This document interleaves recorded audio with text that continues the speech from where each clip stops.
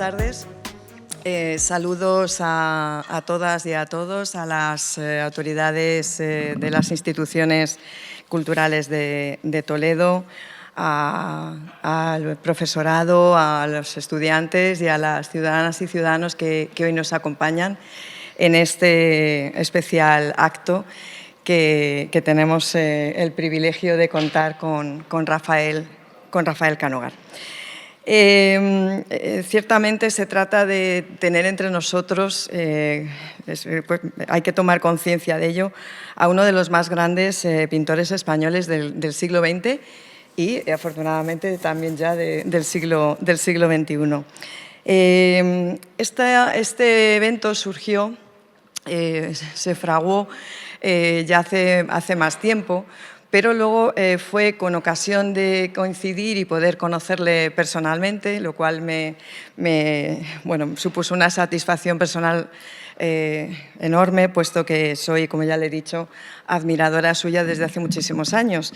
Y en ese encuentro que tuvimos precisamente la Fundación Toledo en un evento y que luego estuvimos viendo también lo que es el espacio Canogar, pues le propuse el realizar algún tipo de acto en la universidad. Luego también se concita la circunstancia de que él ha cumplido 90 años, también llevados por otra parte. La universidad también en 2025 cumple 40 años. Y bueno, pues todo se fraguó para poder gestar esta actividad. Y pues precisamente él tan amablemente que aceptó la invitación con el poco tiempo del que dispone.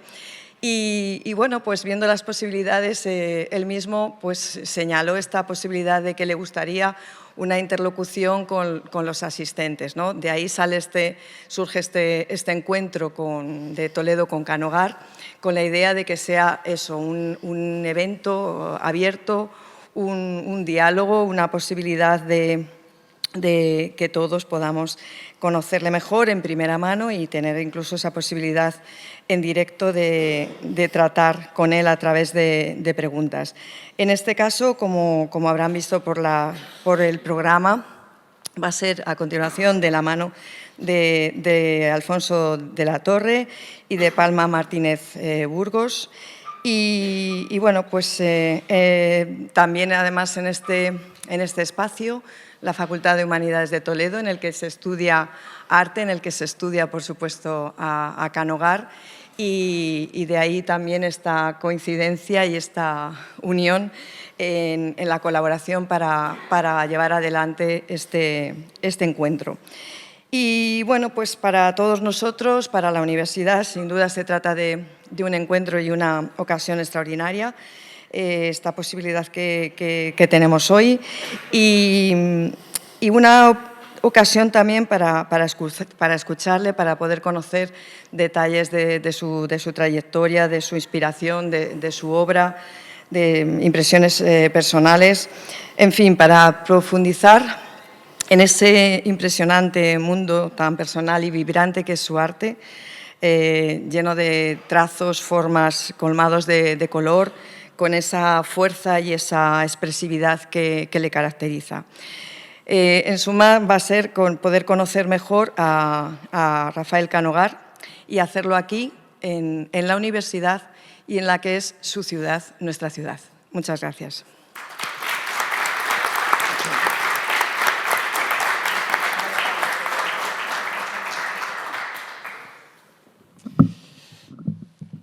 Bueno, pues buenas tardes. Nada, simplemente como decano quiero agradecer este acto porque es un auténtico honor, un placer, una alegría para la Facultad de Humanidades de Toledo tenerle aquí, a Rafael Canogar. Estamos en un centro de cultura, en un centro de pensamiento, en un centro académico. Nos gusta lo clásico, pero también nos gusta la transgresión. Siempre y cuando sea dentro de la ley, claro, porque somos... Nos gusta la vanguardia, nos gusta la imagen, nos gusta su obra, realmente. Así que es un auténtico placer tenerla aquí. Yo voy a comentar una pequeña anécdota personal. Hace muchos años hice una oposición de secundaria Y en el temario Vanguardias, uno de los últimos temarios de arte, tuve que estudiar a Rafael Canogar. Así que, bueno, es un auténtico placer tenerle con nosotros. Muchísimas gracias al Vicerrectorado de Proyección Universitaria, vicerrectora, por elegir tu casa para hacer este acto. Un acto que de alguna forma es un primer acto, porque la idea es traer a gente importante de la cultura y hacer este tipo de evento cuando se pueda, cuando lo permitan las circunstancias, y desde luego inaugurar este tipo de eventos con Canogar pues es un auténtico privilegio. Muchísimas gracias al área de Historia del Arte por traer a un artista de tanto peso a la facultad. Muchísimas gracias, Alfonso Latorre, muchísimas gracias, Palma, por intervenir un poco en el debate y guiarnos. Y bueno, que esto sea un encuentro casi entre amigas y amigos, al que venimos a aprender, a admirar y a conocer mucho más sobre la obra y la persona de Rafael Canogar. Muchas gracias.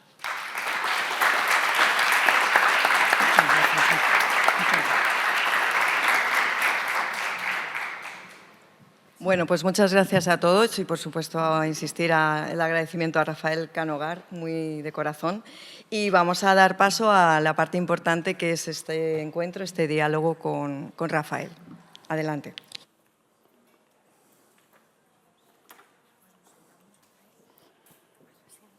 ¿En el centro? Sí, bueno. Perfecto. Sí.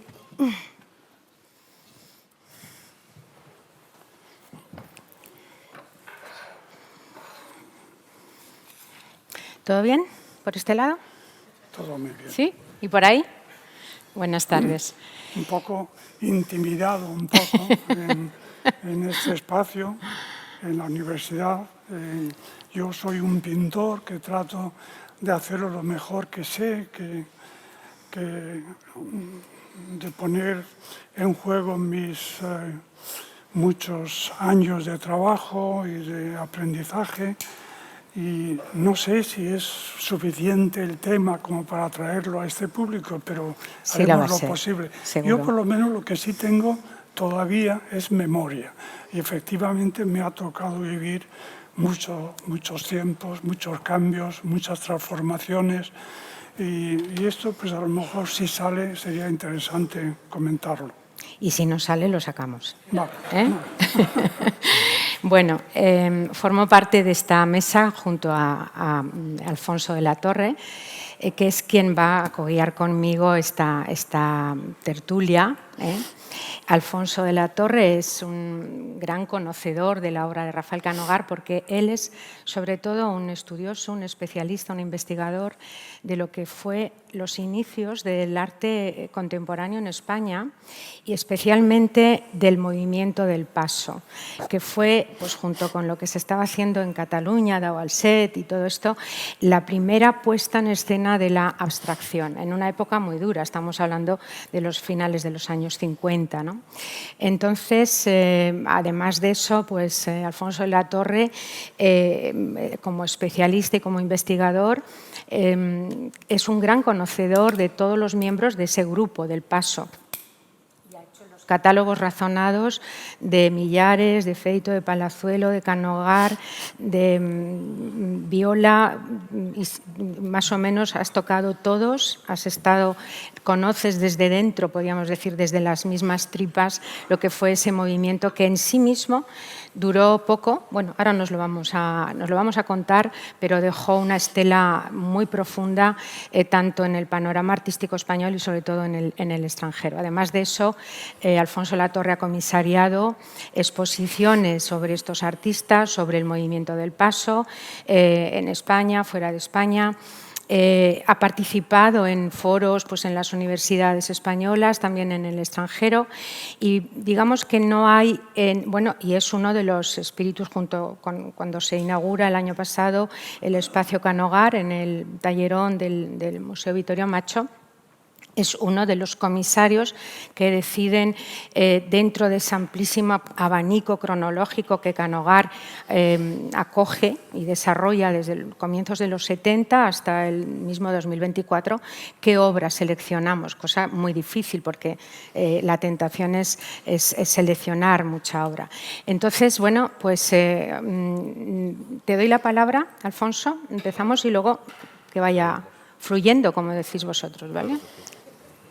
Buenas tardes, amigas, amigos. Es un placer estar en Toledo. Gracias por la invitación. Gracias, aunque atento al protocolo universitario. Gracias, Palma, por las bonitas palabras que me has dedicado. Bueno, gracias a la Universidad de Castilla-La Mancha, a esta Facultad de Humanidades.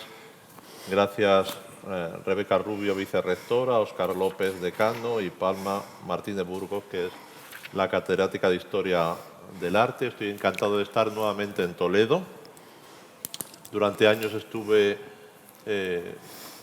frecuentando Toledo porque la gestación del espacio Rafael Canogar fue realmente se extendió a lo largo casi de 3 años por diversas circunstancias, algunas muy conocidas, y he tenido también la suerte de visitar Toledo, la Escuela de Arquitectura, en donde he sido invitado en algunas ocasiones a conferenciar especialmente sobre este momento que nos ocupa, la abstracción, el paso, Cuenca, etc.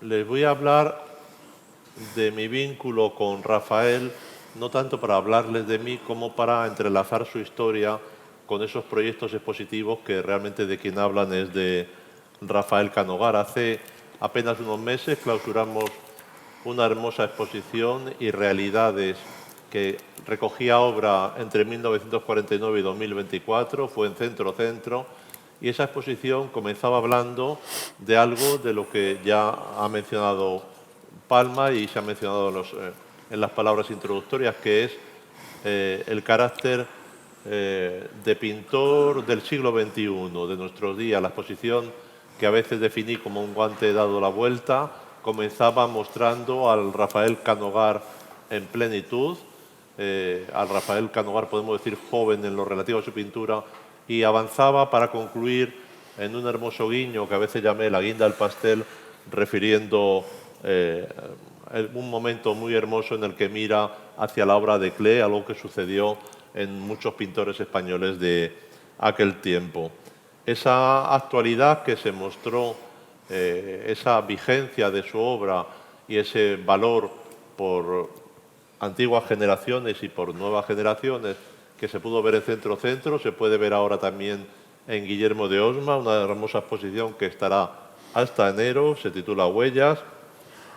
El próximo martes estará en esa galería con un coloquio con Víctor Nieto Alcaide, y a quienes, si hubiere alguien entre vosotros o vosotras que no ha ido todavía al espacio Canogar, se lo recomiendo vivamente. Siempre evoco unas hermosas palabras que le pertenecen a Alfred Barr, al director del MoMA, que refiriéndose al Museo de Arte Abstracto habló del más bello pequeño museo del mundo. Pues este espacio es otro bello pequeño museo en el mundo. Mi trabajo con Canogar se remonta a muchos años atrás. Ese vínculo que ha explicado con amabilidad y con exceso Palma a Canogar tiene que ver con verdaderamente los estudios que he hecho sobre el paso, generación, colectivo que acogió a Rafael. Luego seguramente lo explicaremos más en detalle, pero no fue, como diremos, un integrante más, sino que en los diversos movimientos que tuvo el grupo de filiaciones permaneció durante todo ese tiempo, que es verdad que, como también me ha explicado muy bien Palma, fue efímero, tan importante como efímero, porque sucedió todo en apenas 2 años. Luego lo explicaremos. Y realmente esos encuentros definen la personalidad de Rafael Canogar. Uno de ellos fue, coincidiendo con Arco de 2013, que hicimos un proyecto que llamamos The 50s, refiriéndose a esa generación de los años 50 a la que pertenece Canogar, su proyecto muy hermoso en los escaparates de Preciados recogía una experiencia que había hecho César Manrique en el año 63 invitando a Millares, Rivera, Rueda, Sempere y Pablo Serrano, y Canogar volvió en ese año 2013 con una bonita intervención que tituló Entre el pueblo estoy. La exposición de 2017 en el CEART se llamaba Ayer, Hoy, y volvía a explicar eso que me gusta mucho en Rafael, que es, igual te hago un poco spoiler, él lo explica siempre, luego lo explicará en detalle, lo de las cuentas del collar, cómo su obra mantiene constantes desde la primera pintura que teníamos en Centro pintada en el estudio Vázquez Díaz, se encontraba con pinturas recientes de sus, lo que podemos llamar, paisajes. Cuando terminó el COVID fui a ver a Rafael Canogar a su estudio. Le había pasado, como a todos nosotros, a todas vosotras, le había pasado muchas cosas, todas complejas, a pesar de lo cual había retornado de ese encierro que padecimos, había retornado con un nuevo espíritu, que son sus pinturas sobre metacrilato que le han definido. Y cuando me contó todo lo que le había pasado, que quizás él lo cuente, si no, da igual, yo estaba leyendo la memoria de Susan Sontag, que se titulan Reborn, Renacida, y le dije, me atreví y hemos conservado la amistad a decirle, Canogar, esta exposición se tiene que llamar Renacido, porque volvía extraordinariamente fértil, con unos cuadros estupendos de metacrilato, pintados sobre metacrilato, y la exposición se tituló Renacido, fue en el Museo Infanta Elena en el año 2021.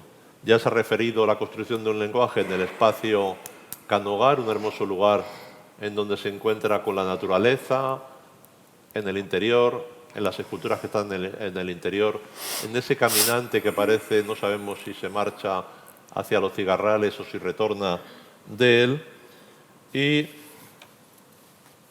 les diré también que cuando hice esa exposición en Centro, estaba hablando con Rafael Canogar y tomamos la decisión de que el texto del catálogo fuera una entrevista a su persona.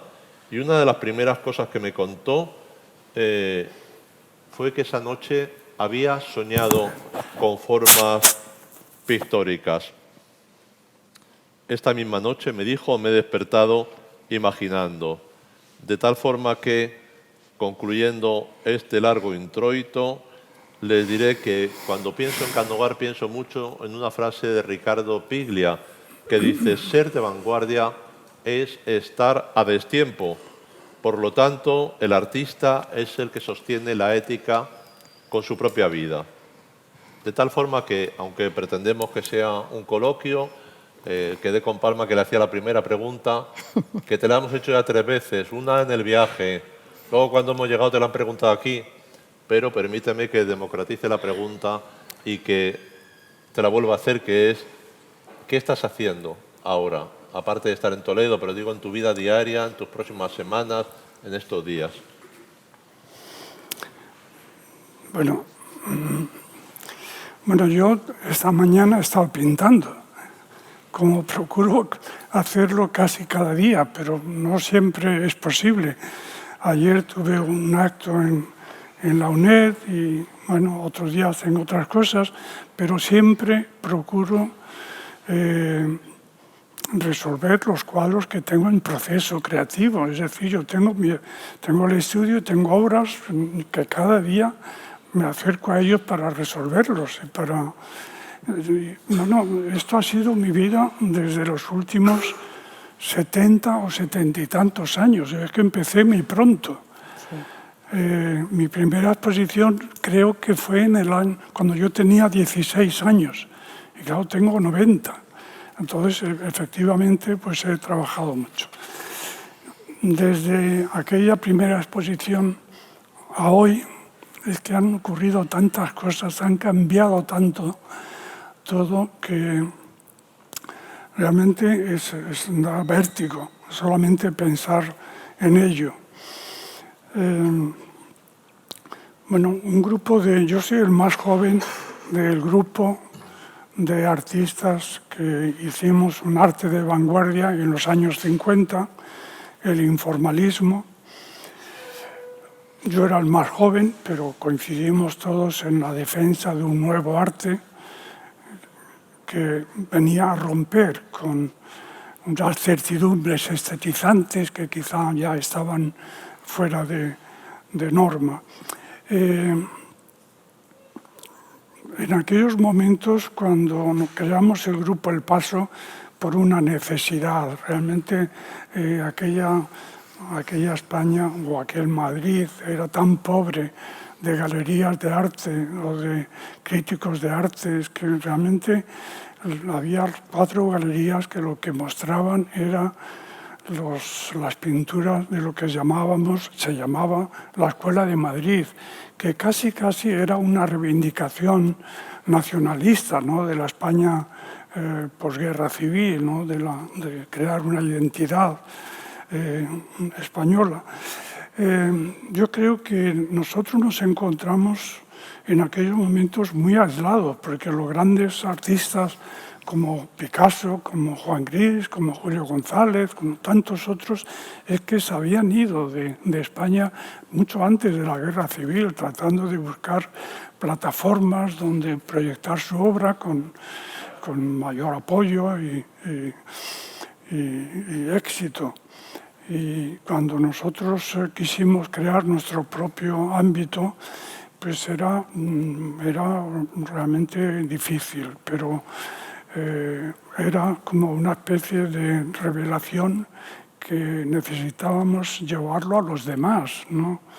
Era algo que realmente nos impactó de una manera fundamental. Y bueno, yo creo, ¿por qué el informalismo fue tan potente para nosotros? Yo creo que es cierto que hubo grupos con anterioridad, como el grupo Daualset. El grupo Daualset tuvo artistas, bueno, Tapies mismo fue un miembro de Daualset, pero era un grupo que tenía algo que ver con el dadaísmo, con el surrealismo, pero no tenía quizá un campo tan definido como lo fue el informalismo.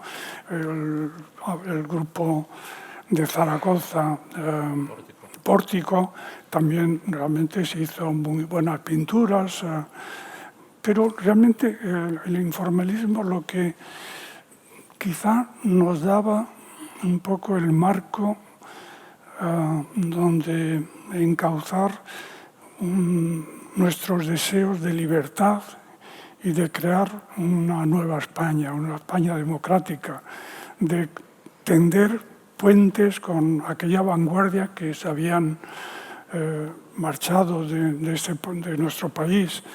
Y por otro lado, también crear unas nuevas raíces para que diese un poco sustento a nuestra obra. Por lo tanto, el grupo El Paso nació por verdadera necesidad de crear esas estructuras nuevas que permitiesen el desarrollo del mundo de la creación. Una de las facetas quizá fue tender puentes, contactos con esa vanguardia foránea, pero muy nuestra, como la de Picasso, la de Juan Gris, etc. Tuvimos algunos contactos con Picasso a través de la hijastra de Picasso, que trabajó en la Galería Juana Bordó, que fue nuestra galería en aquellos momentos. Pero yo creo que tuvo el informalismo, como digo, era una especie de grito de libertad que no teníamos. Pero también queríamos una pintura que llevase ese grito de libertad también a nuestro espacio vital, a la sociedad, que fuese democrático. Yo creo que esto es lo que dio esa fuerza y esa vitalidad a nuestra pintura. Y a mí me parece que las raíces lo encontramos en la mejor pintura española, tan cercana a nosotros, en el Museo del Prado, en un Zurbarán, en un Velázquez, en un Goya. Yo creo que muchos de nuestros cuadros tienen títulos sacados de los cuadros del museo, fueron muy estudiados. El mismo Saura dedicó muchos cuadros a la cabeza de Goya, el perro semi-hundido. Bueno, yo tengo algunas obras gráficas y algún cuadro, pero fueron, como digo, alimento para nosotros. El mismo Greco, bueno, la llama de la obra de Greco a mí me inspiró muchísimo en mi obra precisamente más barroca de los años 60, 62. Bueno, tengo que de todos modos que comentar algo que sí es creo significativo y que a lo mejor no se tiene suficientemente en cuenta. Cuando nosotros creamos el Grupo El Paso, realmente teníamos muy pocos medios. A pesar de todo, editábamos unas cartas que procurábamos que llegasen a todo el mundo, informando de qué estaba ocurriendo de nuevo en el mundo. Y dábamos alguna pequeña nota crítica sobre ello. Pero es alguna de ellas, eso es muy importante. Sí. Está escrito en árabe, Sí, Hiciste un manifiesto, efectivamente. Y claro, pero realmente teníamos siempre críticas muy duras en la prensa, pero nos parecía lo normal, era lo que tenía que ocurrir. Lo contrario habría sido preocupante, ¿no? Yo creo que hoy día es muy diferente. Hoy día una crítica en la prensa nos caería muy mal, pero en aquellos momentos era bienvenida, ¿no? Era saber que estabas en el camino correcto. Quería comentarte una cosa, perdona. Sí. Los integrantes del grupo veníais de procedencias muy diversas, con lenguajes artísticos muy distintos. ¿Por qué coincidisteis con el informalismo? No solamente lenguajes distintos, también ideas políticas muy diferentes. Efectivamente. Algunos eran del Partido Comunista, otros eran más liberales, pero no importaba. Yo creo que había algo mucho más importante, mucho más fundamental. Era precisamente poder llevar esa revelación un poco a los demás, que nos lo entendiesen, poder influir en cambios en las estructuras del país. Claro, nosotros fuimos, efectivamente, por ejemplo, Saura venía del surrealismo, claro. Feito vino de la Escuela de Bellas Artes, tuvo que pasar una serie de cursos. Yo tuve unos años de aprendizaje en el taller de Daniel Vázquez Díaz, un pintor postcubista, muy interesante. Muchos de los artistas españoles pasaron por sus clases en la facultad, en la Escuela de Bellas Artes entonces, y por su casa, por el taller, como me ocurrió a mí. Yo estuve unos años con él y allí tuve compañeros como Agustín Ibarrola o Cristino de Vera y muchos otros. Que siempre han dicho que te inoculó el fuego de lo moderno. Sí. Es una palabra tuya. Sí, efectivamente es así. En esas horas de charla y de pintar al mismo tiempo, nos contaba anécdotas de sus años en París, de cuando reciben a Juan Gris en París, cómo vivía Juan Gris tan pobre, que vivía en una habitación y en una caja de madera de una exposición se hizo un dormitorio, Juan Gris ahí, como Juan Gris parece ser que llevaba cuello duro y como no lo lavaba, pues a menudo se lo pintaba con témpera blanca para que estuviese, para estar más presentable. Bueno, cosas así nos contaba Vázquez Díaz, que era muy divertido. Eso que has contado, el desprecio crítico, estoy recordando, inaugurar la exposición del Paso, se abre en Búfort el 15 de abril del 57. Recuerdo algunos titulares. Uno de ellos era: el botón es Emilio, era titular. El botón es Emilio opina sobre el Paso. A todos nos ha roto alguna vez el fondillo de los pantalones y no por eso los colocamos en los cuadros. Se refería a Millares, claro. Claro.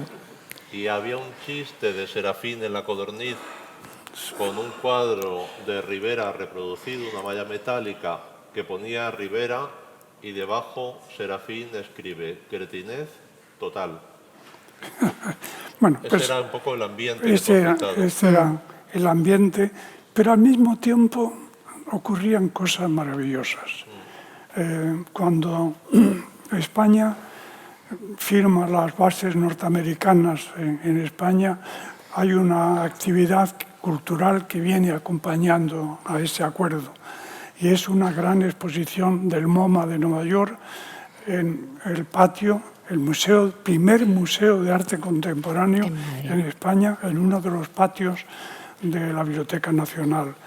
Y José Luis Fernández del Amo, director de ese museo, de ese bellísimo museo, muy pequeño, pero bellísimo, nos pidió al Grupo El Paso montar la exposición.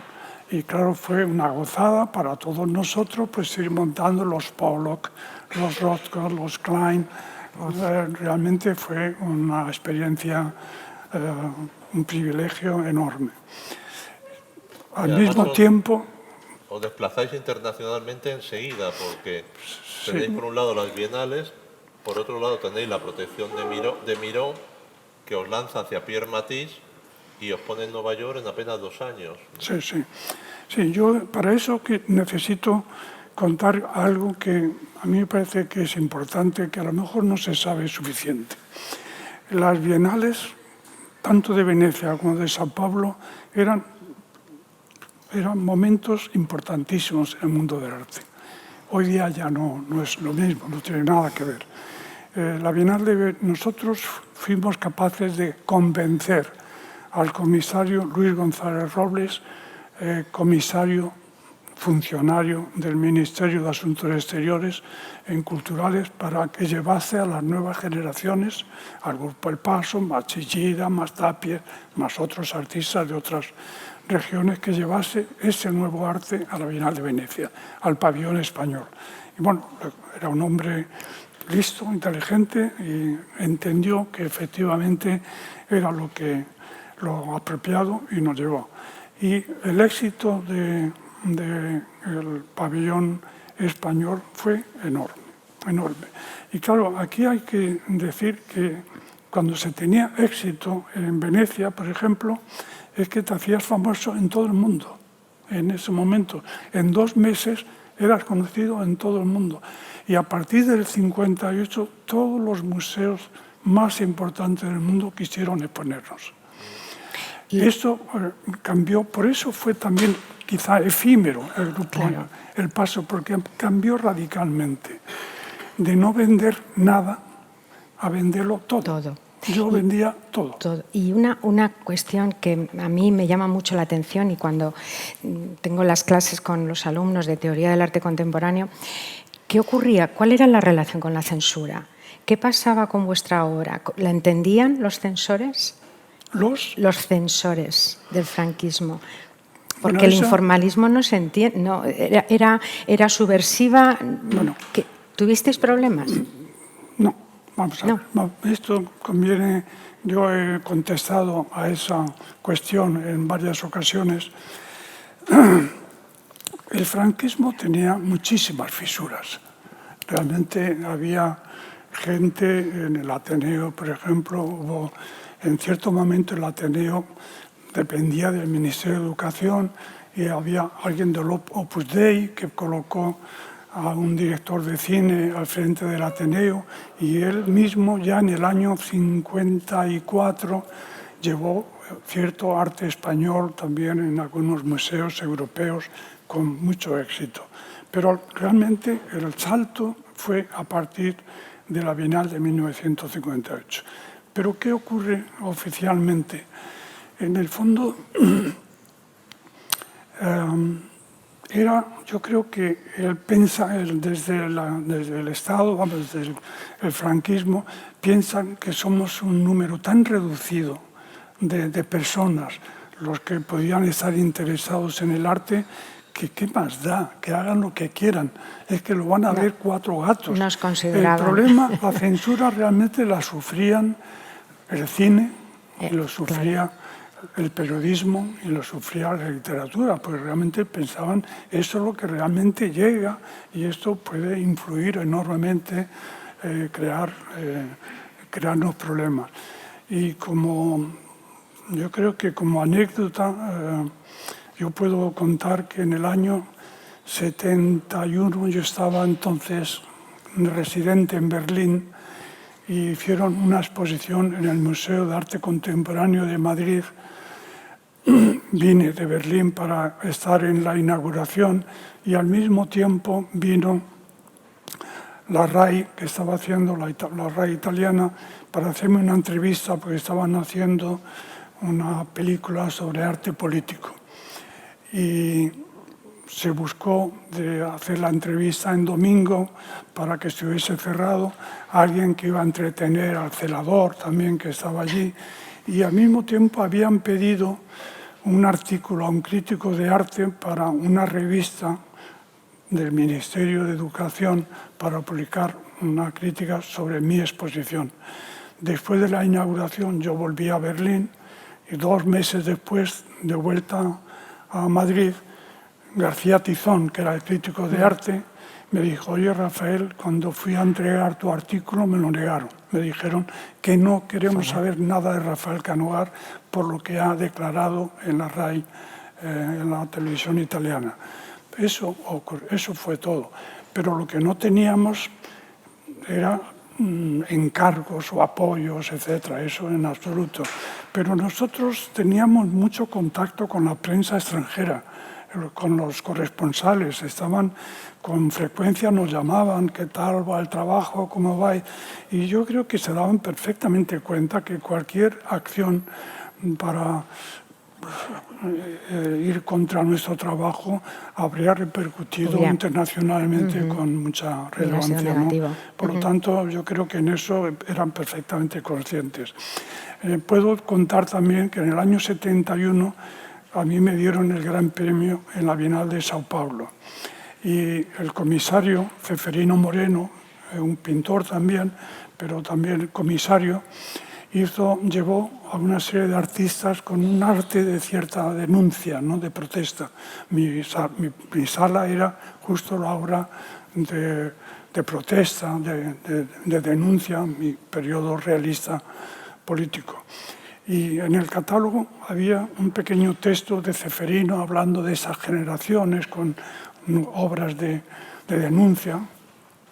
Parece ser que el director general de Bellas Artes, al leer el catálogo, le mandó inmediatamente que volviese el comisario, enfadadísimo por lo que leyó en el texto, en el catálogo.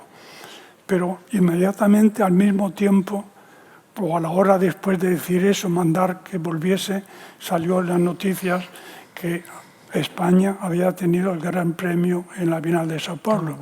A Rafael Canogar cambió radicalmente. Llamaron para que el embajador español, que estaba en todo ese río, fuese a Sao Paulo para estar conmigo, dar una fiesta, etc. O sea, había ese trapicheo, digamos, entre comillas, siempre con estas circunstancias, ¿no? También es cierto que la dimensión internacional que adquirís supera con creces cualquier mirada de lo que vamos a llamar la estrechez del régimen, porque siempre cuento esa misma anécdota que la contaba en tu exposición, que es que en el verano de 1960 Rafael Canogar está en Nueva York y va al MoMA y visita New Spanish Painting and Sculpture, donde está su obra, una exposición que ha preparado un poeta de vida efímera, conservador del MoMA, Fran O'Hara, y a unos metros, o en fin, en la misma ciudad, está la exposición del Guggenheim, que hoy estaba releyendo cosas y no recordaba que tú habías visitado ambas, Before Picasso o Esther Miró. Sí.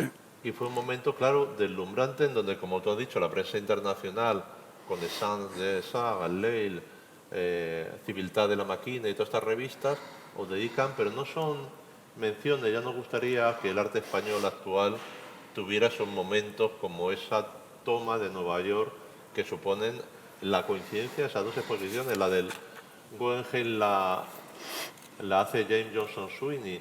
Realmente fue un momento extraordinario que yo creo que desde la estrechez de los ministerios españoles no debían comprender, ¿no? Tú te encuentras en Nueva York con los artistas del Paso exponiendo en 1960 con la gran galería de ese momento, que es la galería del hijo de Matisse, Pierre Matisse, y realmente estáis en otra dimensión, os trasladáis, Sí. viajáis por los museos internacionales, por los museos de Latinoamérica y adquirís una relevancia que se aleja de todo. Sí, efectivamente.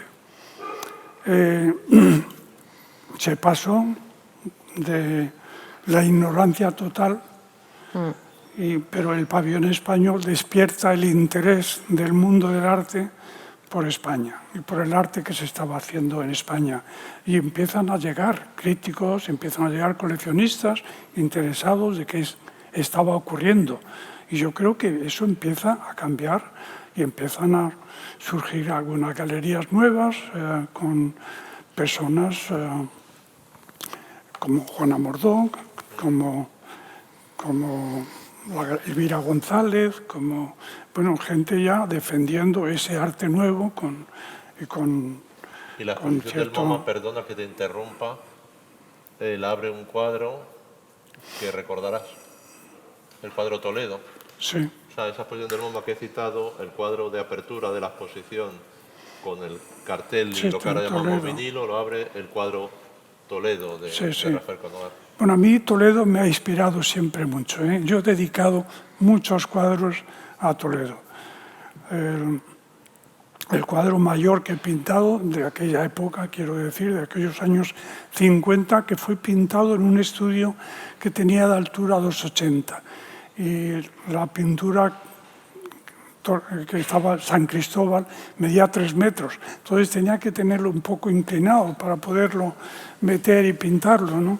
Ese está en el Museo de Oviedo, el Museo de las Artes de Oviedo. Bueno, yo ya digo, a mí me ha inspirado y me sigue inspirando Toledo en mi obra, o por títulos o por formas, pero está muy presente en mí. Bueno, yo de todo modo vuelvo otra vez a que pasamos realmente de no vender nada, de penuria, pero firmes en lo que queríamos hacer, a tener esa resonancia. En Estados Unidos realmente fue enorme, porque aparte de estos museos de Nueva York, yo creo que todos los museos más significativos de Estados Unidos hicieron exposiciones de arte europeo, donde siempre estábamos 5 o 6 artistas españoles que viajaban a Canadá después. Bueno, muchos de los cuadros se compraban por carta. Bueno, era excesivo. Y eso, quizá cuando tienes éxito con tan pocos años, a veces es difícil gestionarlo bien. Y eso quizá me ocurrió a mí. Yo vendí demasiados cuadros y ahora me toca comprar para tener obras de esa época. Entonces tengo que ir a subastas o alguien que vende para recuperar algo para mis exposiciones retrospectivas, como la de Centro-Centro. Y acabo de perder en 3 subastas últimamente, del último mes, 3 cuadros. Uno de muy jovencito, otro de los años 60. Qué rabia debe dar eso. Qué rabia debe dar eso, ¿no? Alguien ha subido más. Le he dicho cuando me lo ha contado que estupendo que los pierda, porque no hay mayor drama que esos cuadros que salen a veces en la subasta de un pintor y que no se venden. Y no se venden, Claro. se quedan ahí. Y realmente que Es te los arrebate algún coleccionista sin escrúpulos, Apasionado. Sí, sí. pues está muy bien. De cualquier forma, a mí me parece que,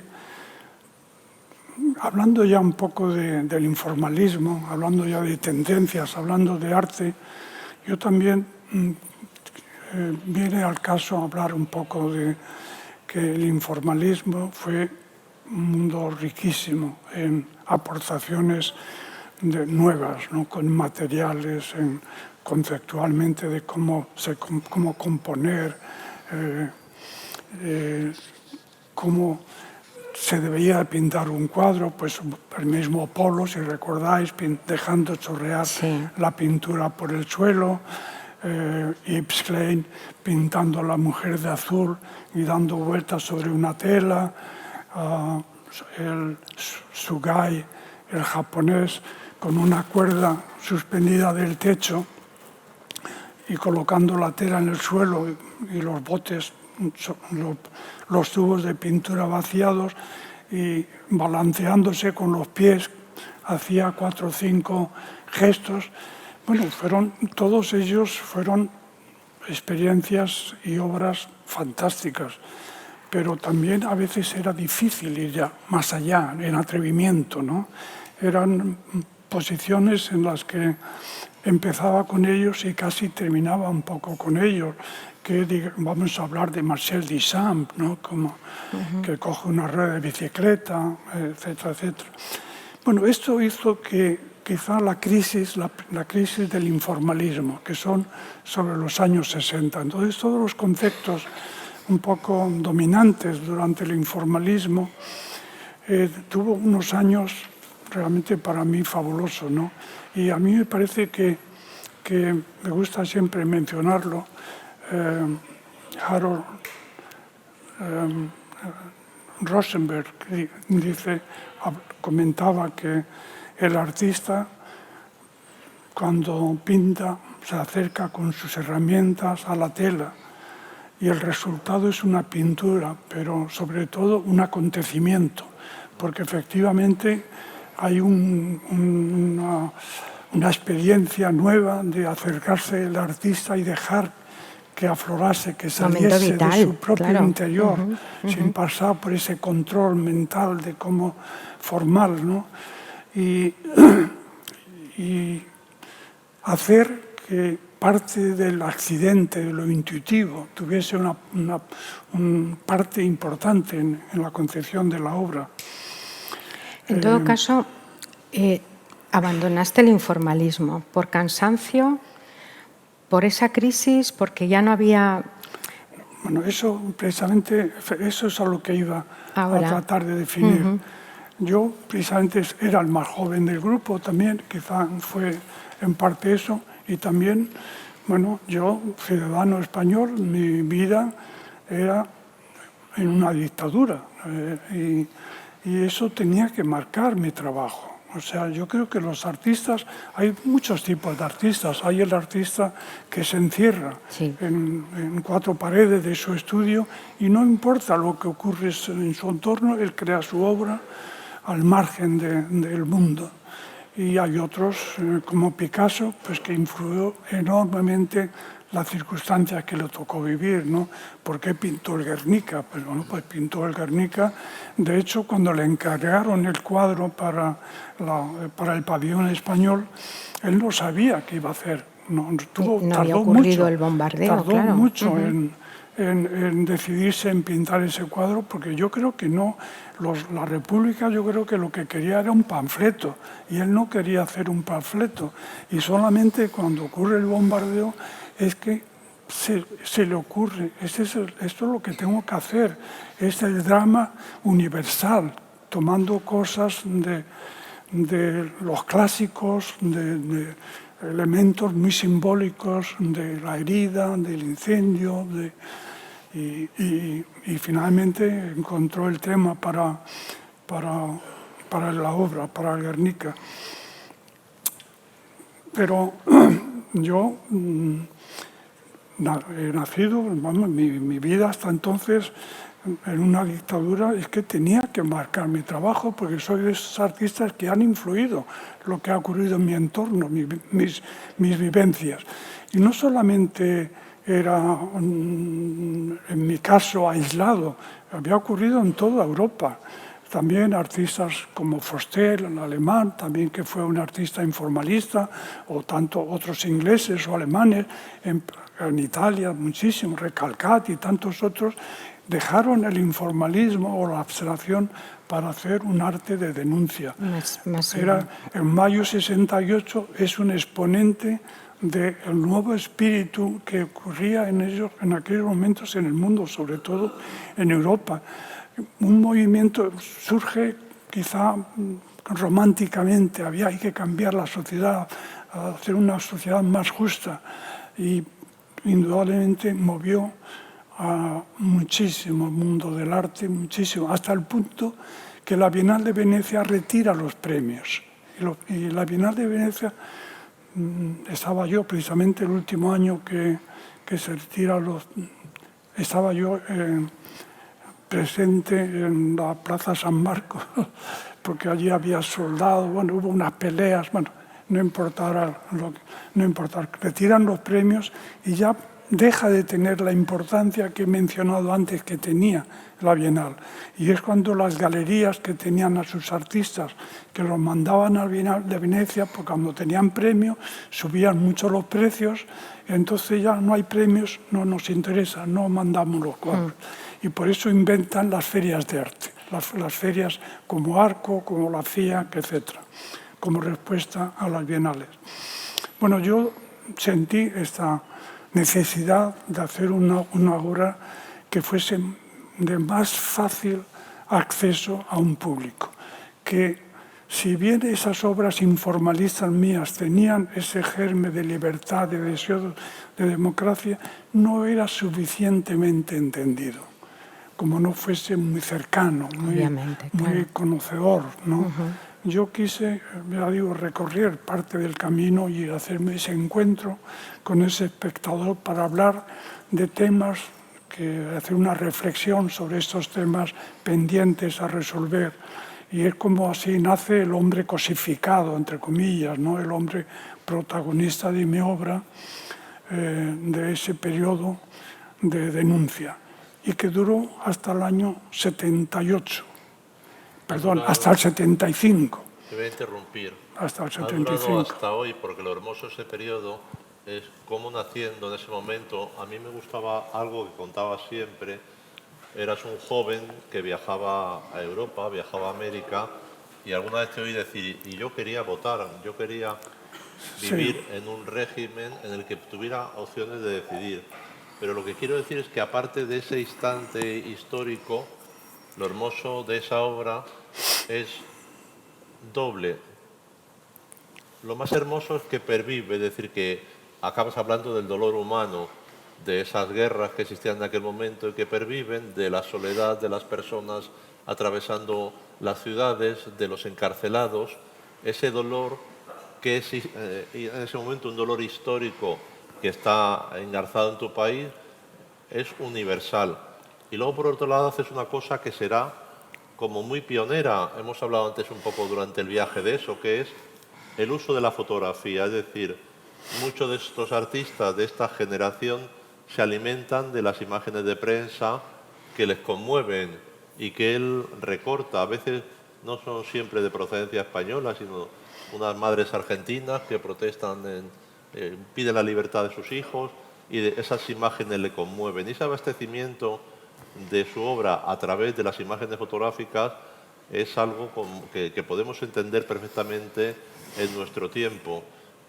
Por eso es muy hermoso cómo esa obra que ha dicho que estaba ceñida a un tiempo, me he permitido cortarte para decirte, no, realmente nos sigue conmoviendo, nos sigue emocionando, porque el dolor humano es lamentablemente eterno, ¿no? Yo he tenido una experiencia, perdona, este verano en Pámanes, un pueblito que está en Cantabria, cerca de Liérganes, en el Palacio del Sedo hay un museo de arte contemporáneo. Libertad encarcelada. Libertad encarcelada. Me impactó muchísimo esa obra. Es una obra a tamaño natural, tiene una base fotográfica, ¿no? En negro, unas siluetas de unas figuras humanas y luego en tercera dimensión las manos, unas manos en fibra de vidrio, en poliéster, saliendo. Entonces, y es que no conocía ese Canogar y me impactó muchísimo. Y tenía que preguntarte, porque ahí hay un compromiso no solamente estético, es un compromiso ético que impacta muchísimo. Bueno, yo quise... a veces tengo que enrollarme demasiado, lo siento. A veces es verdad. Estamos todos sentados, luego pasamos el café. Es que claro, ahí cuando los años 50, con el informalismo, el expresionismo abstracto, bueno, que tuvo una enorme fuerza, pero estaba compartimentado en la pintura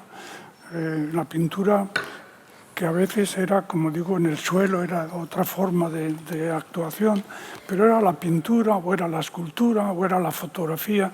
Y yo lo que quise era derribar esa compartimentación y mezclar la pintura y la escultura. Y para esto teníamos antecedentes fundamentales en nuestra cultura. Yo creo que la Contrarreforma y el barroco español nos dio tantas muestras en los imagineros barrocos, los altares, es la tercera dimensión que nace de un plano pictórico. Y eso es lo que yo intenté. Intenté, por otro lado, hacerlo lo más veraz posible, utilizando ropa, primero, cosas que habían ocurrido. Yo no quise inventar nada, eran cosas que habían ocurrido, que había que retomarlas, rehacerlas y colocarlas como punto de reflexión. Y utilizaba, en la medida de lo posible, también lo más veraz posible, como la ropa. Era ropa endurecida con poliéster. Sí, como si fuera pintura matérica un poco, ¿verdad? O moldes de mis propias manos o de un modelo. Y para mí fueron años muy intensos y duró hasta el 75. La última exposición con esas obras fue el 20 de noviembre de 1975, justo la muerte de Franco, una gran exposición que se hizo en Oslo, en la Fundación Sonia Geni.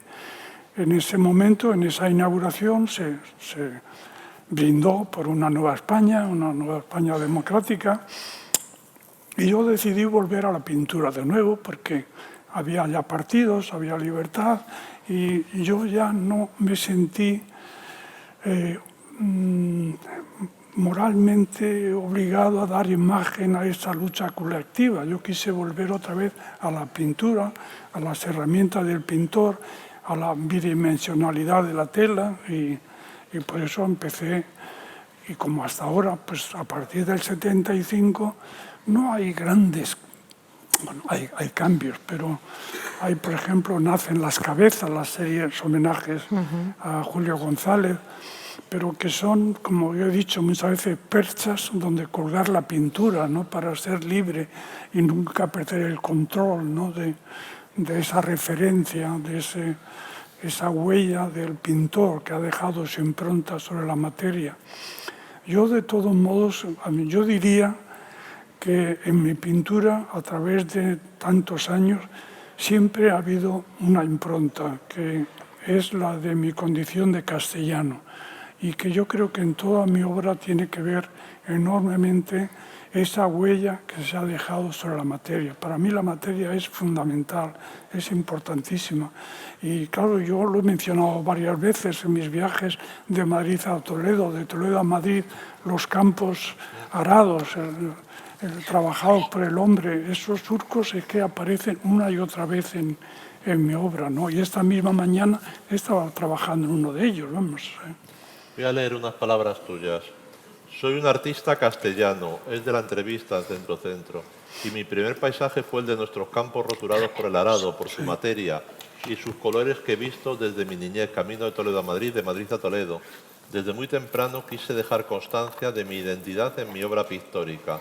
Trabajaba con las manos durante mi informalismo, dejando el óleo sobre la tela y creando texturas y surcos sobre la materia de forma espontánea y automática, dejando aflorar el inconsciente, metáfora de la acción del hombre sobre la tierra, desde su condición de cazador-recolector, obras sobre las que vertía la pintura líquida con el lienzo en el suelo, que iba invadiendo esos surcos y gestos dejados sobre el lienzo como metáfora de la lluvia, la impronta del hombre sobre la materia que ha estado siempre presente en mi pintura.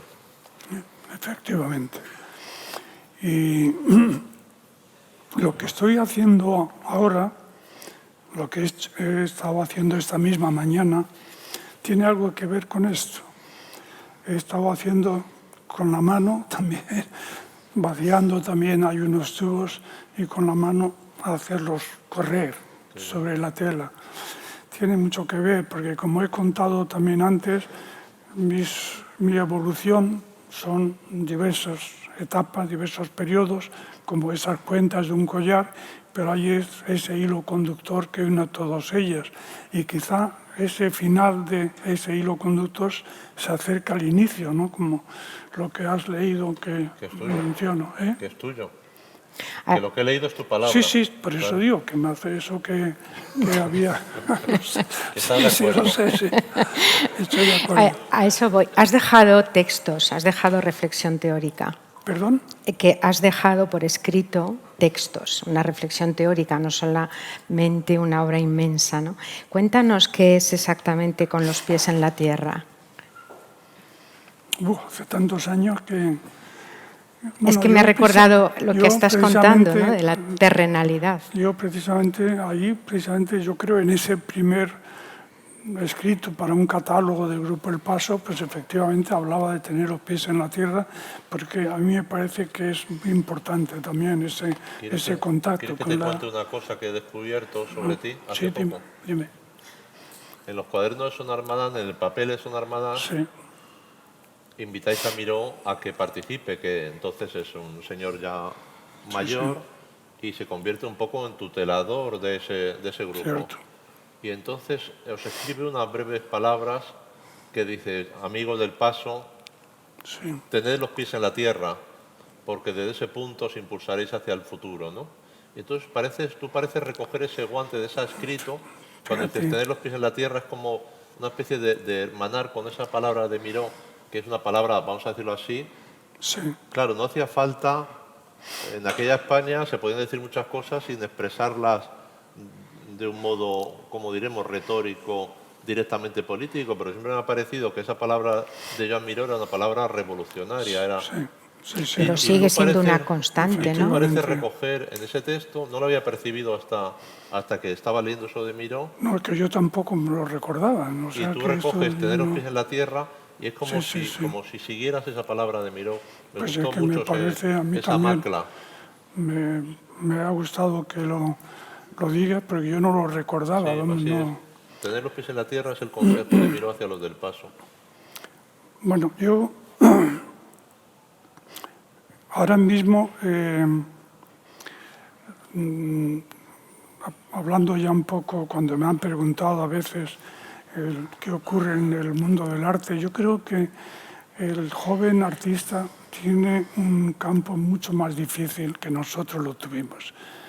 Han pasado muchos años y cada vez es más difícil hacer algo nuevo, algo que no se haya hecho ya, que no es muy, muy difícil. Por otro lado, esas grandes exposiciones, como las ferias de arte, donde hay cientos de cuadros, pues es muy difícil llamar la atención, que se fije, ¿no? Porque incluso la gente a veces casi ni miran los cuadros, pasean por las ferias, ¿no? Esto, mirando así un poco de soslayo, casi de lejos.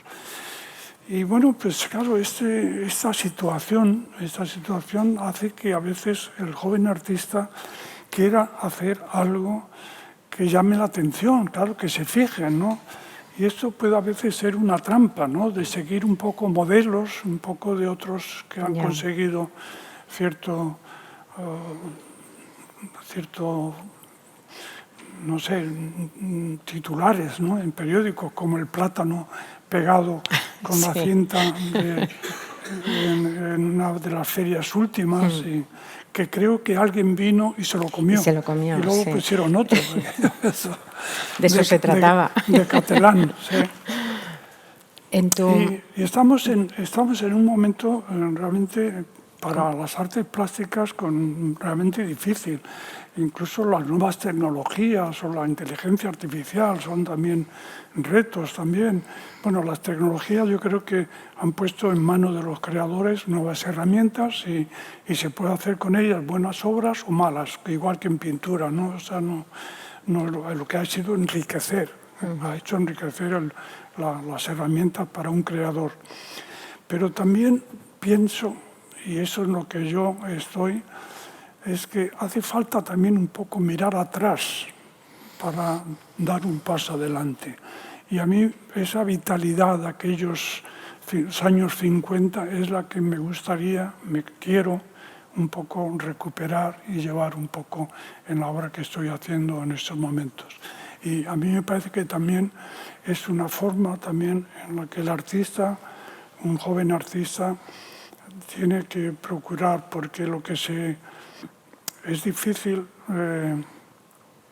hacer cosas nuevas y es difícil hacer buena pintura. Pero a mí me parece que haciendo buena pintura es la forma de imponer un lenguaje, de que se haga un lenguaje tuyo y reconocido, ¿no? Y por eso a mí me parece elocuentes las palabras de Van Gogh, ¿no? Que decía, y lo he repetido también muchas veces, hacer de tu pintura como si fuese tu escritura, una forma de expresión radicalmente personal, capaz de mostrar tu esencia, ¿no? Es un poco que sea algo que nazca, ¿no? de tu interior, de tu ser, ¿no?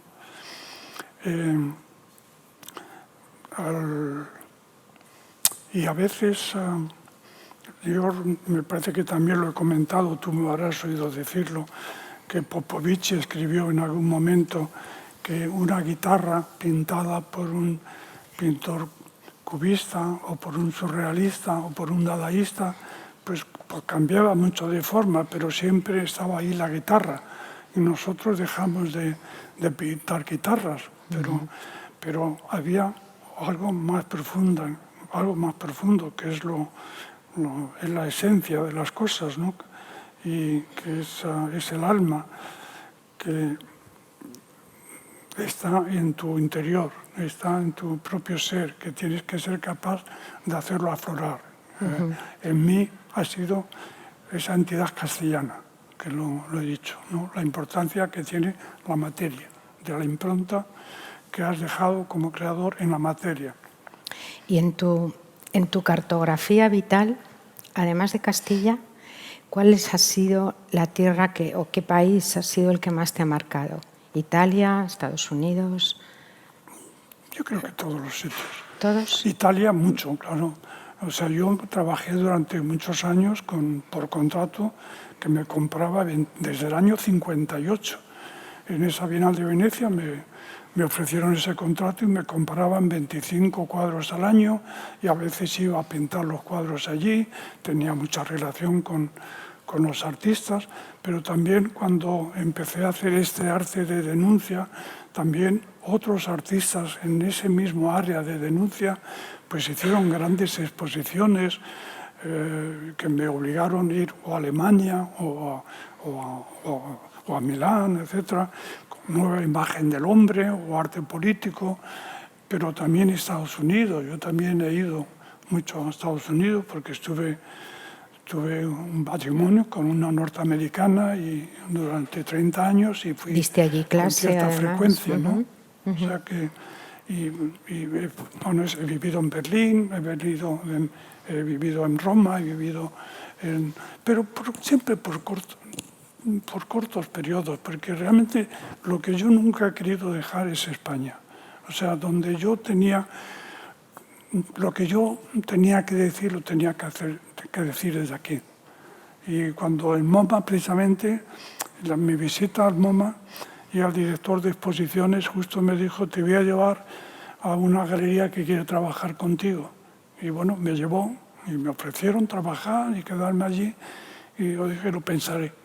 Pero yo no me decidí, pues yo ya estaba pensando en la próxima obra, que es la de denuncia. Y por eso no tenía que hacerla desde aquí.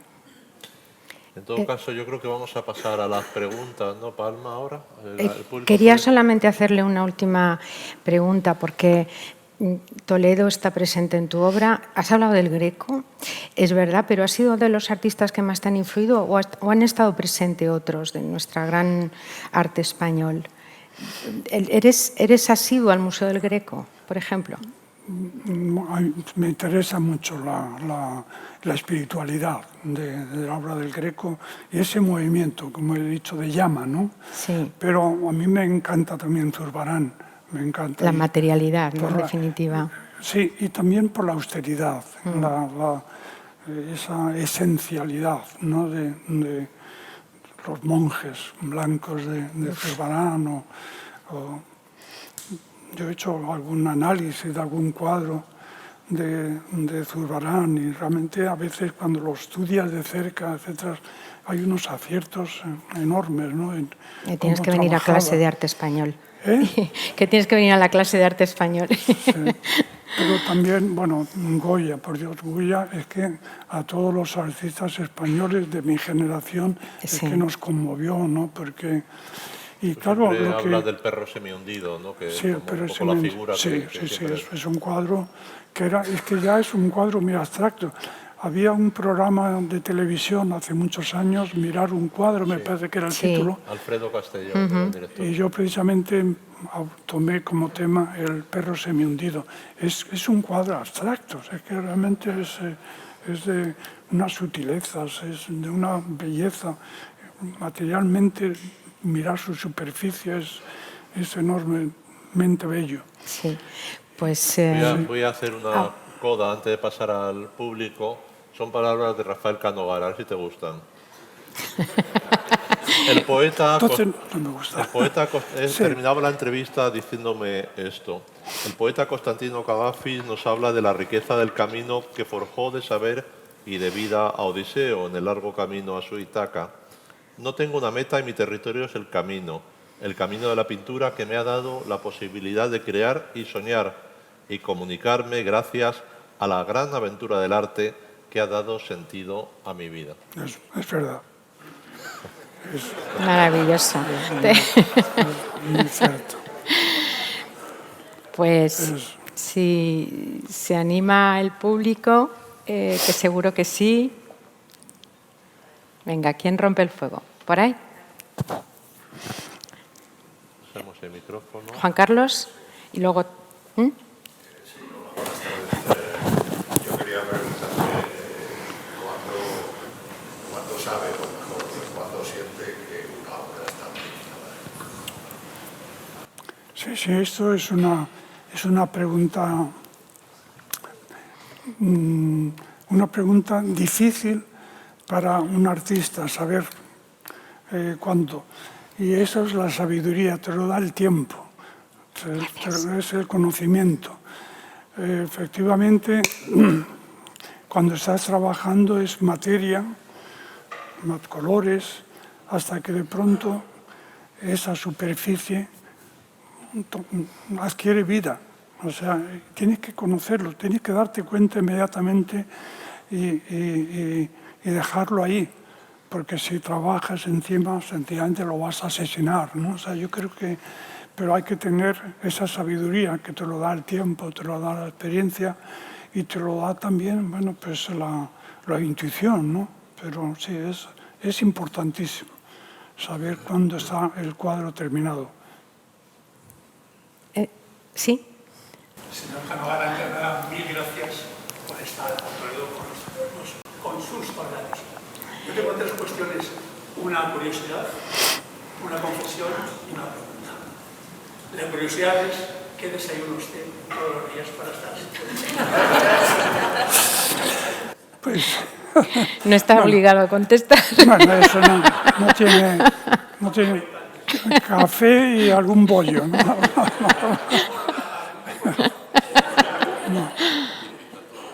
La confesión es, yo en el año 88 dirigí un periódico que ya ha desaparecido, que se llama El Día de Toledo, y me fui a Cuenca a hacerle una entrevista a Antonio Saura, en San Pedro, en su estudio, que como usted sabe tenía un estudio en Cuenca y otro en París, y le dije, vamos a hacer una entrevista a Rafael Canogar. Antonio me dijo, dice, no estoy de acuerdo con él, casi nada de lo que dice, y estoy totalmente de acuerdo con él, con lo que hace.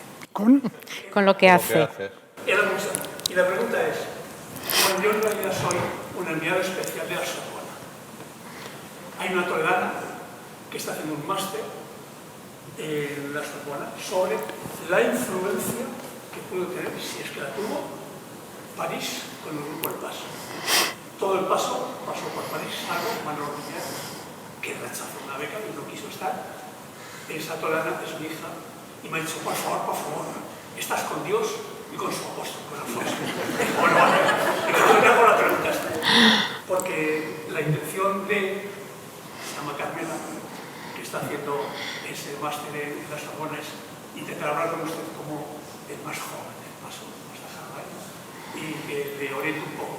La pregunta es, ¿qué influencia tuvo, si es que tuvo, su paso por París en toda la estructura pictórica, humanista, intelectual? Gracias. No, tuvo mucha importancia para todos nosotros, pero es que, claro, París era el centro cultural, artístico en toda Europa. Lo perdió, quizá esa posición primera lo perdió después con Estados Unidos, pero las colecciones norteamericanas, las más importantes colecciones, venían a París a comprar las obras de la Escuela de París, o sea que venían de todos los sitios y nosotros fuimos a París y tuvo en nuestra formación como artistas de vanguardia, nació en París, efectivamente.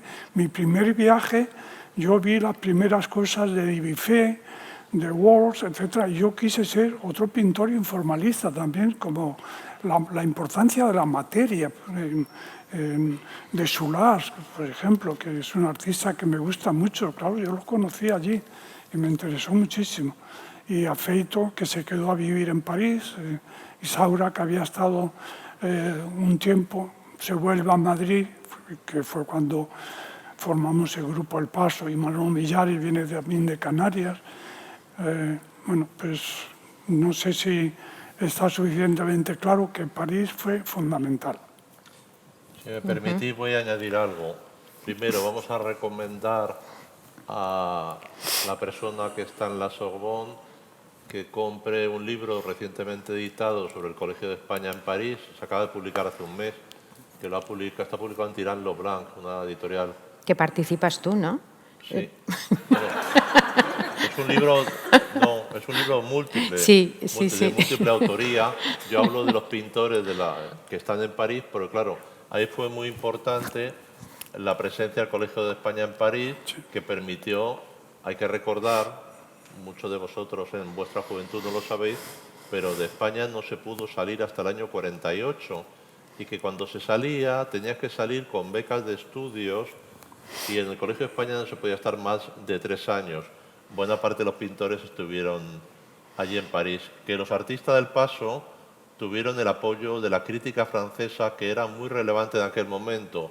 Hubo una gran crítica que acaba de morir, François Choet, que escribió en L'Oeil un artículo extraordinario sobre todo este fenómeno que ha hablado Rafael Canogar de esa Bienal de Venecia. Y luego, finalmente, corregir a quien ha dicho que Millares no estuvo en París. Millares viajó a París porque tuvo una exposición en la librería Cairel y fue artista de la galería Daniel Cordier. Cordier, sí. Y además, buena parte de estos artistas todos estuvieron vinculados a galerías y al mercado del arte en Francia. Tuvieron un extraordinario apoyo de la crítica francesa, porque hay que decir, concluyendo, que París fue un extraordinario lugar de acogida, no solo para los españoles, sino para todos los pintores del mundo, que lo vieron como la cultura francesa vio como una obligación recoger a la diáspora que había llegado a París de todos los países en esa Europa arrasada. Y por cierto, muchos directores de museos eran hispanistas, Jean Cassou, Jean Sagail o Bernard Dorival, y eso provocó mucha simpatía, de tal forma que los cuadros de nuestros pintores se hallan desde temprano en colecciones francesas gracias a ese carácter hispanófilo de la cultura francesa en aquel tiempo. El Colegio de España en París. El Colegio de España lo ha publicado Tirán Leblanc, y es una historia del Colegio de España a través de los... toco el artículo de la plástica, pero hay la literatura en el Colegio de España, la música en el Colegio de España. Allí estuvo Palazuelo, Chillida. Estuvieron todos, estuvo Sempere, estuvieron muchos pintores valencianos que le daban becas. Prácticamente todos los pintores españoles pasan. Tenemos aquí un alumno que se va también al Colegio de España en París ahora, en enero, un predoctoral, sí. Pues un lugar muy hermoso que conserva memoria. ¿Alguna pregunta más? Uf. ¡Qué gusto! Que traigan una pizza. Empezamos por la primera fila. Pues yo tengo dos preguntas. Lo primero, enhorabuena y muchísimas gracias por permitirnos vivir tu experiencia.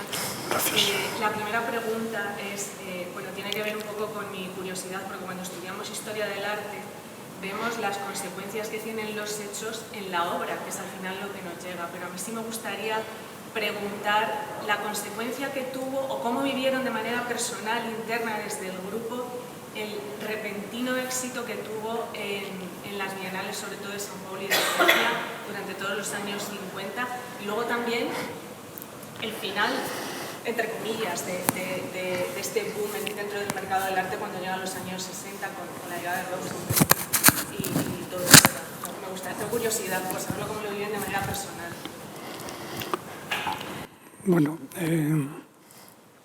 ese boom, ese éxito del arte español y de los artistas que formamos parte del Grupo El Paso, ese éxito en parte fue precisamente la vida efímera del grupo, porque cambió radicalmente nuestra vida, nuestras circunstancias. Y se planteó precisamente el tema en una o dos reuniones no fáciles en cuanto a ampliar el grupo para hacer un frente mayor de batalla, por crear estructuras nuevas o dejarlo. Y finalmente se decidió por abandonar el grupo y dejarlo tal cual como había ocurrido con sus circunstancias pero vamos, realmente el éxito fue parte del fin, sí. Sí, y bueno, luego la segunda pregunta es ya un poco más filosófica, pero ha hecho referencia a lo largo de sus palabras esta tarde en alguna ocasión a la buena pintura. Para usted, ¿qué es la buena pintura? Sí, es una pregunta difícil de contestar.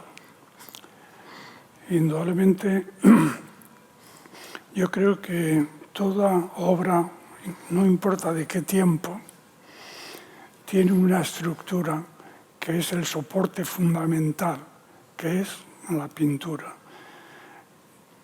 ¿Y por qué unos artistas nos han llegado a nosotros por el buen hacer, por la buena pintura? Un Velázquez, un Zurbarán, Goya, ¿por qué no se han llegado a nosotros? Porque muchos otros se han quedado en el camino.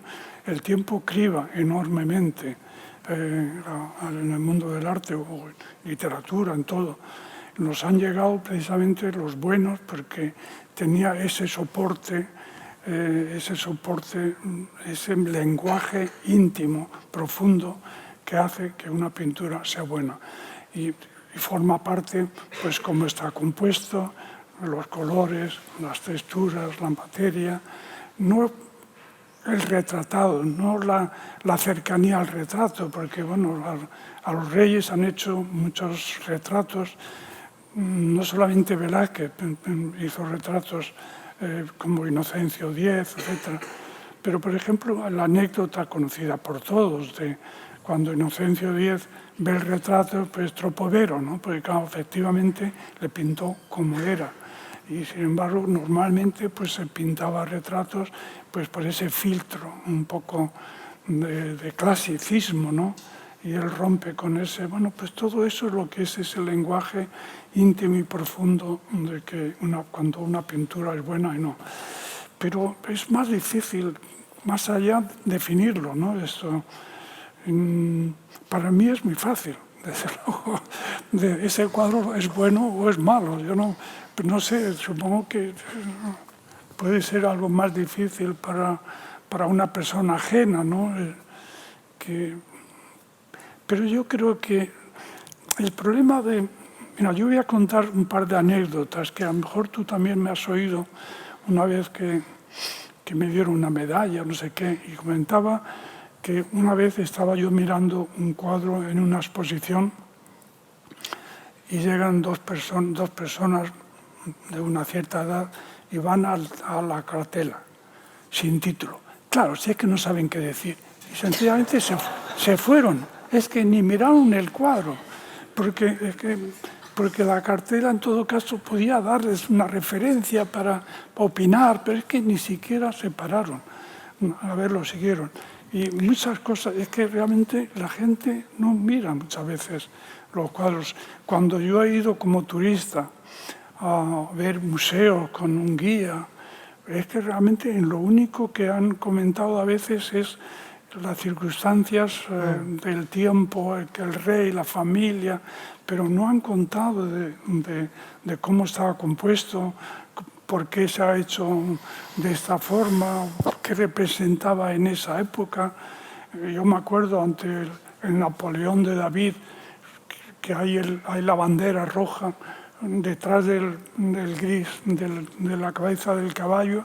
Es que es fundamental ese rojo, porque el fondo del cielo era gris y necesitaba esa mancha. Pues esos son aciertos pictóricos muy importantes, que es que ni lo mencionan nunca, ni lo dicen, ¿no?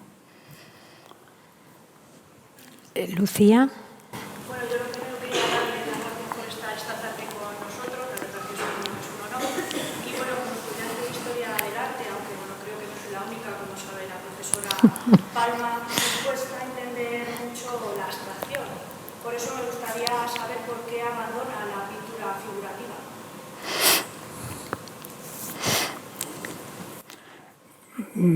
Porque estoy buscando sobre todo lo sublime, lo trascendente, y solamente con una abstracción creo que puedo acercarme más precisamente a esa búsqueda. Es una opinión personal, no necesariamente pido que se piense que es así, ¿no? A mí me sirve. Busco que una mancha, que un color o la unión de esto tenga esa trascendencia, un poco de lo inexplicable, del misterio de la vida, ¿no? De crear una nueva realidad que no ha existido antes. Es acercarse un poco al espíritu de lo que es el hombre, ¿no? De mismo, y de preguntarse un poco de nuestra presencia, de qué somos, y en fin, por esto. Pero la pintura figurativa puede ser, hay obras, como he dicho, Inocencio de Velázquez, pues, tan fabulosa, ¿no? Que ahí está, es todo también, ¿no? Y hay una enorme abstracción. También en esos cuadros hay un compromiso con la época, que había que hacer retratos, había que dejar testimonio de esos personajes, pero por detrás de ese compromiso con la época es que hay una abstracción enorme, hay una riqueza enorme. Sí, vamos hacia atrás, cerramos aquí, sí. Buenas tardes, ha sido un honor tenerlo aquí con nosotros esta tarde. Yo quería preguntarle que de todas las salas de exposiciones en ciudades del mundo donde has puesto y donde tienes y museos donde hay su obra, ¿cuál es la que se ha resistido? ¿Cuál es la plaza donde le gustaría haber llegado y por motivos que fueran pues no ha llegado, no ha podido ser? Yo tengo una obra hasta en el Vaticano. O sea que... Ya con eso. Eso, no sé, a mí yo he estado en muchos sitios, o sea que, pero he expuesto en casi todos los sitios. No hace mucho, China es como un país un poco distante, etcétera, pero está cambiando también. Sí. Y fui invitado no hace tanto, hace unos años, para hacer una gran exposición internacional y hacer un museo en una ciudad que ya no me acuerdo el nombre, pero era el ave fénix, la traducción del ave fénix, y han hecho un museo allí y hay una obra mía de 2 metros allí en ese museo. Y la inauguración de esa exposición fue algo espectacular, fue como los Juegos Olímpicos que hicieron en China, pues era como igual, yo no había visto nada parecido, vamos, en esa inauguración, drones volando, en un piano, en una especie de isla, en el río que habían, y es que parece ser que lo filman con los drones todo, y después lo reparten por toda China. O sea que de pronto esa exposición se hace conocido también de un momento a otro por todo el mundo, ¿no? Pero de cualquier forma me quedarán muchos sitios todavía, vamos, Sí. Bueno, yo lo primero que quiero decirle es agradecerle la exposición que hizo en el Museo de la Galería Tormo, que fue cuando le conocí yo, porque yo lucho en artistas o en referentes que queríamos ser, y conocí la exposición. Ya sé que lo abandonaba. Además de eso, también quiero decirle una cosa, y más preguntas. Quiero hablarle de lo que se llama actualmente el AMPA Art, el AMPA de arte, la magia del arte, porque se da la circunstancia de que hay muchos que compran obras que son ellos mismos para que el mercado se...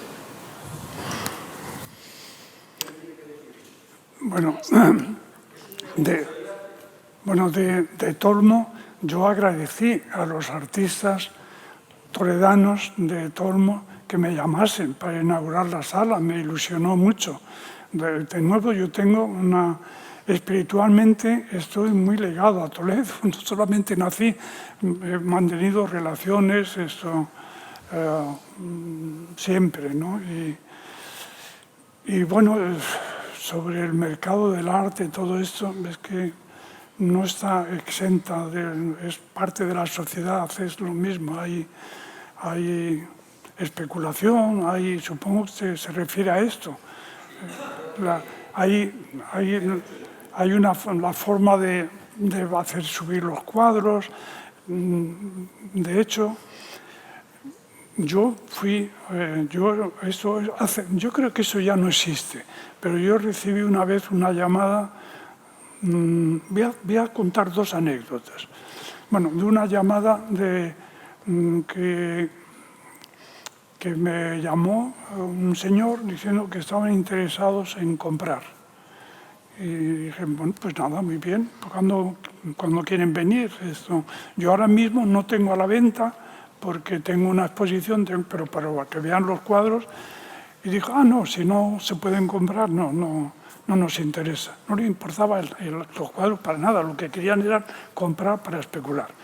Y la otra anécdota, bueno, hay varias, pero es que la segunda se me ha ido el santo al cielo, la edad. Yo creo que lo que quiere decir Candomar es que hoy estamos hablando de arte. Sí. No, ya me he acordado. Ya me he acordado. No, esto hace unos 10 años, se crearon empresas para invertir.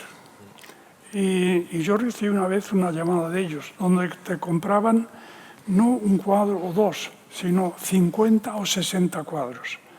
Y entonces, claro, realmente era peligrosísimo. Yo dije que no, desde luego, a pesar del anzuelo que podía suponer esto, porque era ya controlar todo a tu obra. Esto le ocurrió precisamente también, me parece que fue a Botero.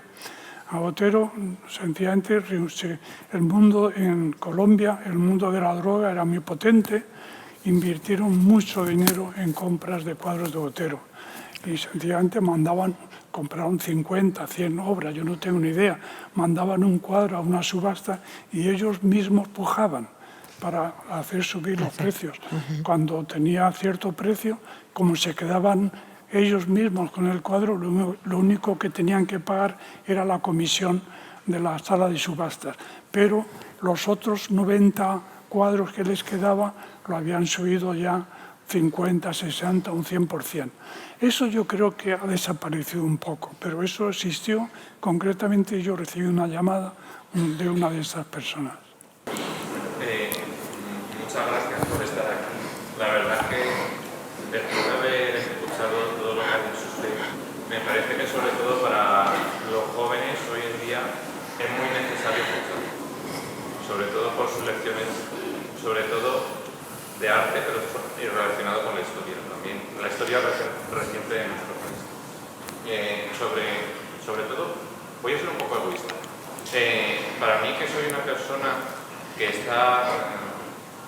quizá conoce más sobre los grandes clásicos del arte, más que del arte contemporáneo, ¿cómo cree usted que nos deberíamos acercar para intentar entender estas obras que quizá se nos escapan de cierta manera?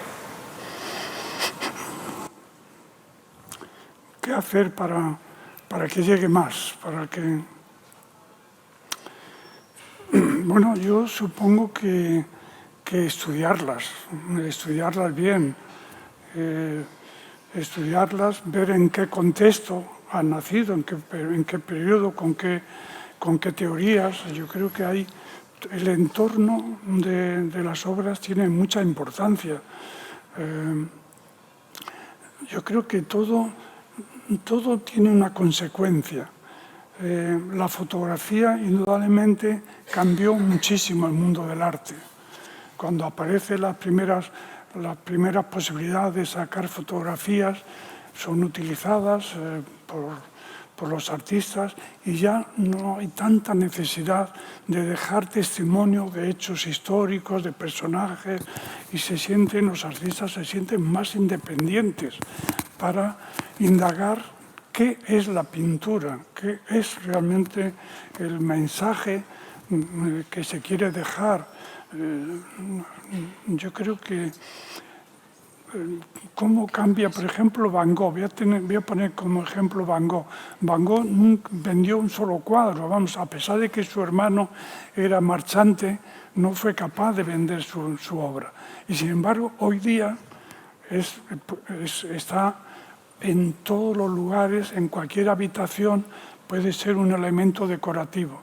Yo puedo contar también que la obra que yo hice en los años 50 ahora mismo es más aceptada que lo que estoy haciendo ahora mismo. ¿Y por qué? Porque esa pintura que hice en los años 50 es parte de lo que hice yo o lo hizo mi generación, quiero decir, los artistas de aquellos momentos.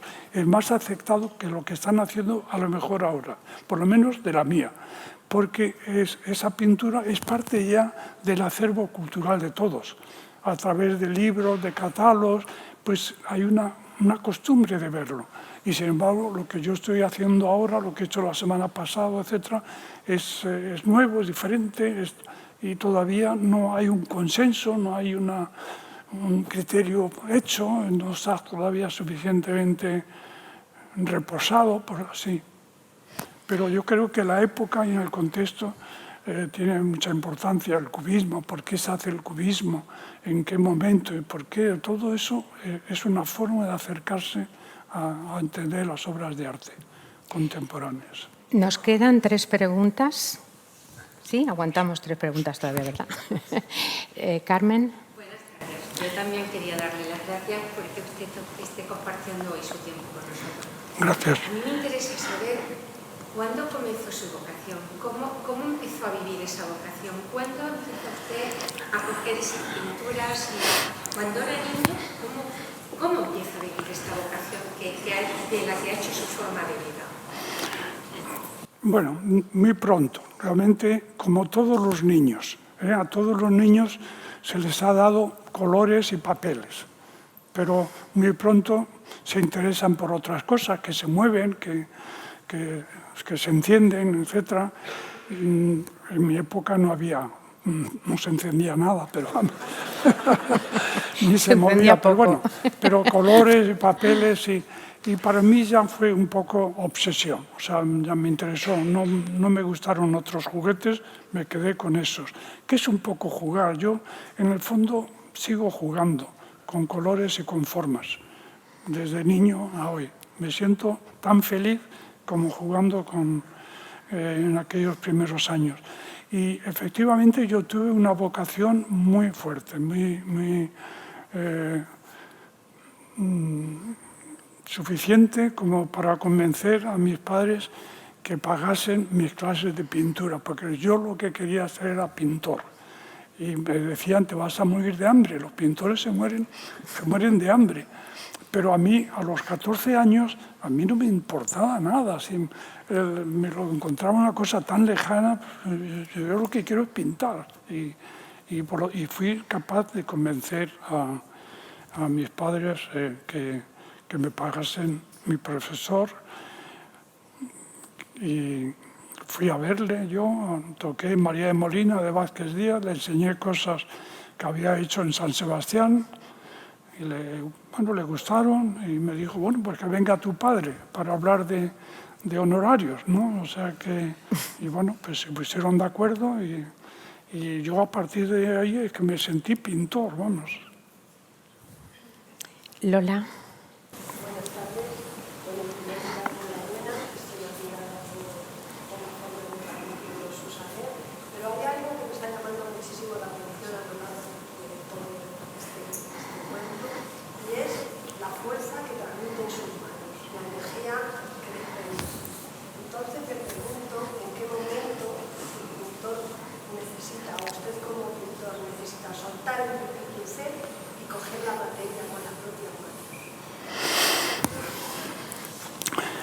Bueno, cada pintor tendrá una forma de acercarse, ¿no?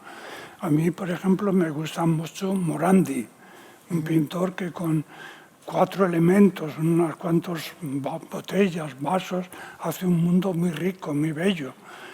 Y yo, sin embargo, necesitaba expresarme de otra forma.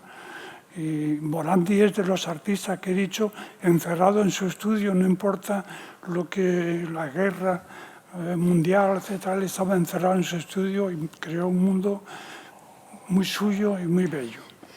Y hay que agradecérselo. Bueno, yo necesito la fuerza, no sé, cada uno es como es, ¿no? Yo estoy pensando ahora mismo, esta mañana, cuando comentaba, vaciando unos tubos y pasando la mano por la tela, pues es como me gusta expresarme, ¿no? Pero al mismo tiempo he tenido que hacer un retrato hace unos días por compromiso. Yo he hecho algún retrato por compromiso. Un amigo que es el director de la Real de Jurisprudencia, amigo mío de hace mucho tiempo, José Luis María Cazorla, me pidió que le hiciese su retrato porque su etapa nueva en la Academia de Jurisprudencia, él quiere que marque que es una nueva línea y tenía que tener un retrato diferente al resto de los retratados. Y bueno, por compromiso he tenido que pintar un cuadro mucho más detenido, mucho más cuidadoso, mucho más con más atención. Antes de cerrar, Paula. Bueno, yo lo primero le quería dar las gracias por venir aquí y nada, comentarle que he disfrutado muchísimo. Tenía una manera muy bella de expresar todas sus vivencias y creo que hablo por nombre de todos cuando digo que hemos disfrutado mucho. Y bueno, yo la pregunta que le quería hacer era en relación al color negro, porque bueno, quizás es un color que siempre se nos ha dicho que no es un color y bueno, esto que en su obra lo usa mucho. Pues quería saber un poco qué importancia, qué significado quizás de manera más personal le da usted a este color. No sé si he entendido el negro, bien. Es el negro, ¿no? Sí. Sí. Bueno, el negro durante el informalismo fue muy importante porque era una consecuencia de la espontaneidad, de querer dejar aflorar lo más espontáneamente posible una imagen, un pensamiento, y tratar de armonizar colores iba a entorpecer. Es un poco como cuando tú quieres dejar un mensaje, utilizas una tiza o un carbón para dejar en la pared un mensaje. Era un poco así, ¿no? Era dejar con la mayor espontaneidad posible. Y el negro era una forma que tenía fuerza y además está en las raíces también de nuestra cultura. Ese Goya de las pinturas negras que son tan intensas, que para nosotros fueron lecciones, ¿no? de pintura. Pero yo ahora utilizo color y yo quiero transmitir el color. Yo quiero, la belleza para mí ahora es muy importante. Y ya esos gritos de libertad ya no tienen eficacia, ya es otra cosa. Yo lo que quiero es comunicarme a través de la belleza, por lo menos de la belleza como yo la entiendo. Y el color son elementos muy importantes. Pues Jesús, ¿cierras tú? Simplemente una cuestión. Hemos estado hablando de informalismo, hemos estado hablando de realismo. Yo creo que hay otro término que encaja muy bien con tu obra, que es el inconformismo. El inconformismo, es decir, esa capacidad que has tenido siempre de cuando llegabas a un nivel de belleza, muy pronto ibas por otro camino y demás. Y eso está muy relacionado con la crítica. Hemos estado hablando de esa crítica que explica ese informalismo, de esa crítica a una dictadura que explica los realismos. Pero tú, la obra que estás haciendo hoy es verdaderamente maravillosa y también tienes tu crítica. Y no hemos hablado de esa crítica que estás haciendo en la sociedad actual. Parece que un pintor ya plenamente consolidado, como es tu caso, no necesita ser crítico. Yo simplemente preguntarte por esas entrevistas que estás dando últimamente, donde posiblemente eres el más crítico que hay ahora mismo con la política de museos o la política de exposiciones de este país. Simplemente por darlo a conocer. ¿Cuál es tu opinión sobre la política ahora mismo en exposiciones y en museos en relación al arte contemporáneo en este país? Bueno, yo soy ciudadano también y vivo las circunstancias como son y hay muchas cosas que no me gustan y a veces cuando sale en alguna pregunta procuro comentarlas y decirlas. Por ejemplo, que España esté pagando el 21% del IVA cuando en Italia o en Francia o en Alemania están imponiendo el IVA cultural del 5, el 6 o el 7 y nosotros estemos por el 21, a mí me parece que es denunciable, claro, por no decir algo más grueso. Y así ha ocurrido con la política cultural de los museos y de Reina Sofía, del otro. Y bueno, como no es el momento para soltar crítica, pero con mi pintura no es nada más que, para mí, cuando yo trabajo me olvido de todo esto que no me gusta. El mundo ahora mismo es muy difícil, es un mundo muy incierto. Todos nuestros valores se han caído. Pero no es España, es que es el mundo entero realmente el que está patas arriba, ¿no? Es el mundo al revés. Y cuando estoy trabajando es que me olvido todo esto y me hace feliz, ¿no? Y trato de dejar mi testimonio de lo que me gustaría que fuese, de crear belleza y comunicarme a través de ello. Pero cuando tengo la oportunidad de criticar lo que están haciendo mal, claro, pues lo hago. También lo dijo Matisse, que la pintura debía ser como un buen sillón de relax, sí, ¿verdad? Efectivamente. Pues Rafael, muchísimas gracias. Creo que ha sido, lo hemos visto, un auténtico privilegio el que nos hayas acompañado, Alfonso. Y pues muchísimas gracias a todos. Creo que aquí terminamos. Y bueno, pues un aplauso. Muchas gracias.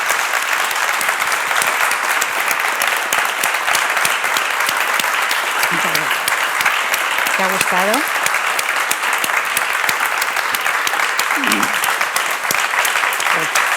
Nos levantamos ya, ¿no?